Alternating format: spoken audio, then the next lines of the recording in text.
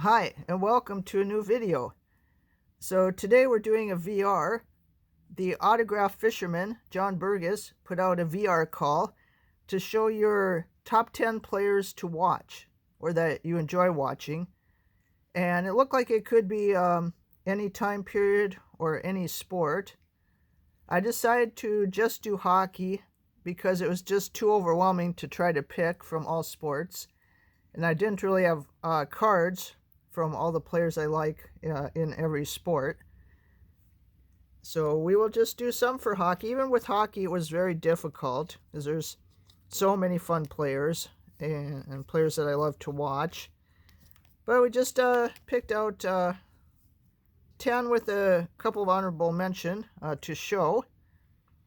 So start with some honorable mention.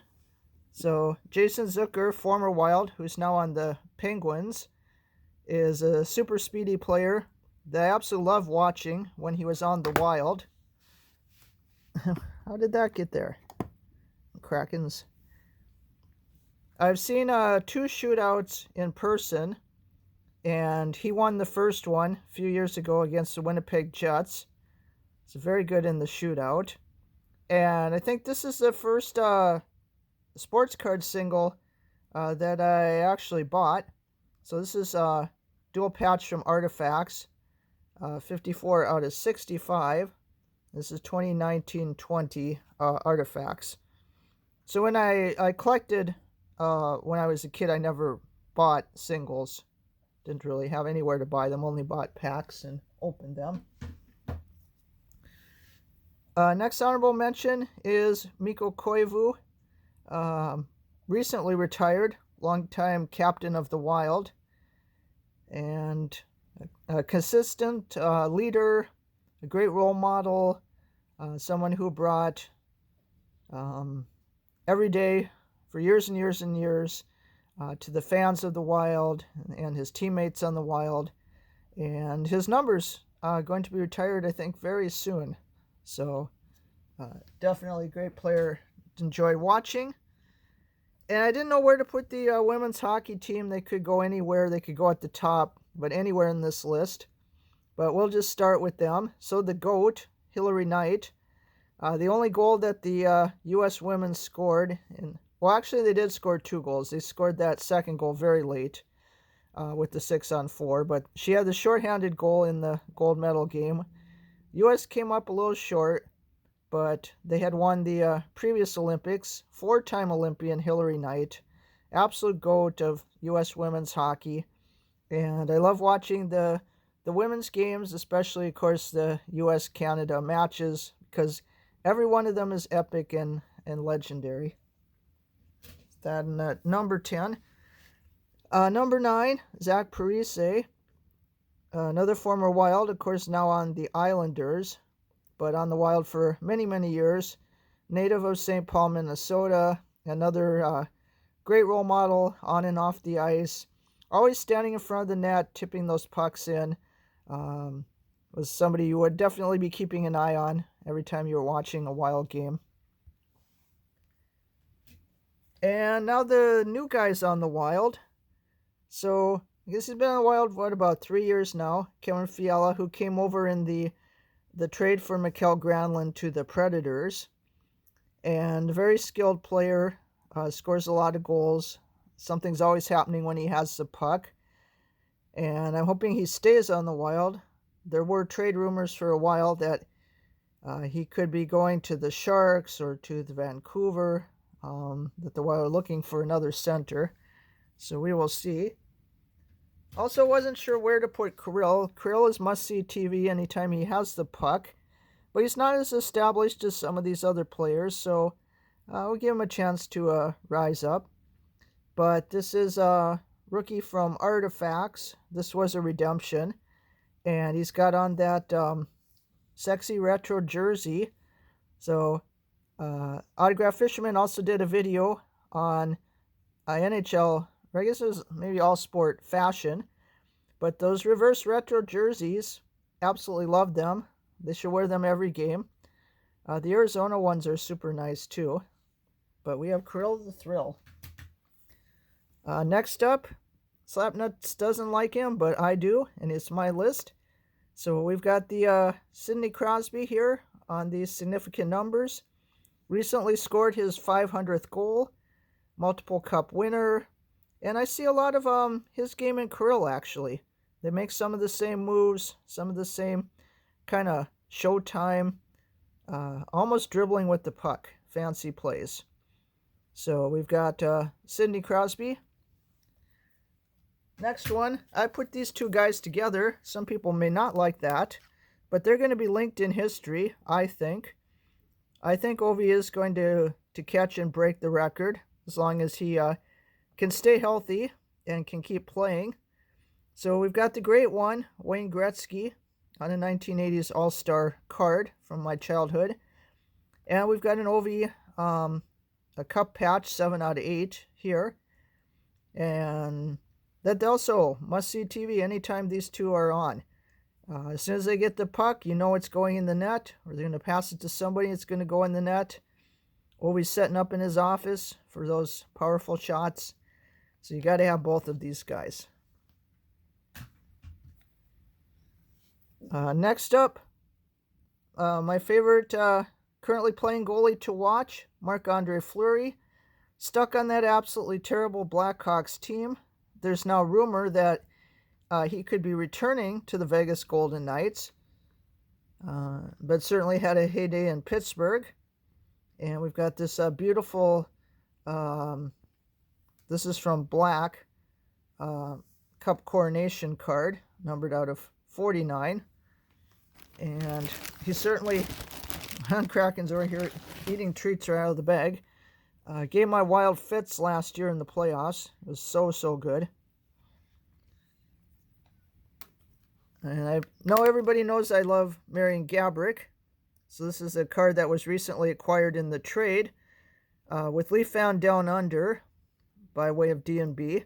So I'm very grateful for that. And I also have this Chronology auto that I got in a trade with Mike Roberts of Imperial Garden Facebook group. I traded him a different Gaborik card for that. So these beauty cards. Oops, this is the other Gaborik. That was a Fleury. So my favorite player when the Wild were first starting up and when I first started going to pro hockey games in Minnesota. Before that, I lived in North Dakota. I also lived in Missouri. I didn't live near where there was a pro team, where I just didn't have money or option to really go before about 2005. And now we're going to go into way back nostalgia of what got me interested in hockey and I think probably collecting cards in the first place is I'm from North Dakota. I grew up in Grand Forks, North Dakota, and they have powerhouse hockey pretty much forever, and they've won many national championships. They're always nationally ranked. And when I was a kid, they had Meet the Sioux Day because they were Sioux then. They are now Fighting Hawks. There's been a name change. But you could go there and you get these pages that had a picture of the team and then space for autographs. And then I think they had the roster on the back. So this is 1981, 1982. But we're going to page through to some of the other ones. So some years, I don't know why I didn't get as many autographs. You would go on the ice and find the players, and then they would sign. But I want to show you this one. Let's see. Yeah, this is the one from 1986, 1987. And over here in the front row on the left, Eddie the Eagle, Ed Belfour.